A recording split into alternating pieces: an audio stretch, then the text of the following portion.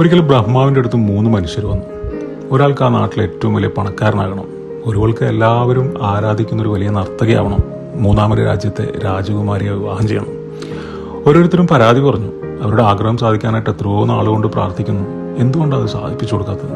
ഇപ്പോൾ ബ്രഹ്മാവ് ചോദിച്ചു, നിങ്ങൾക്ക് 3 പേർക്കും 3 വ്യത്യസ്ത ആഗ്രഹങ്ങളാണ്.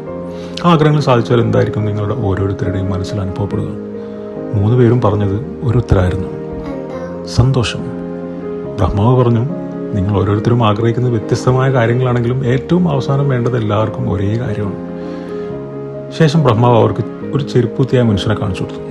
അയാൾ അങ്ങേയറ്റം സന്തോഷത്തോടെ ജോലി ചെയ്യുന്നു, കുടുംബത്തോടൊപ്പം സമയം ചെലവഴിക്കുന്നു, സന്തോഷത്തോടെ ഉറങ്ങുന്നു, സന്തോഷത്തോടെ ജീവിക്കുന്നു.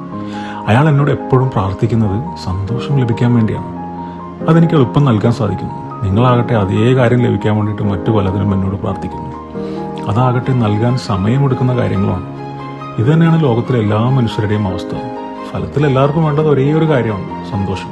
പക്ഷെ അത് ലഭിക്കാൻ വേണ്ടിയിട്ട് അവർ പല പല കാര്യങ്ങൾ ആഗ്രഹിക്കുന്നു.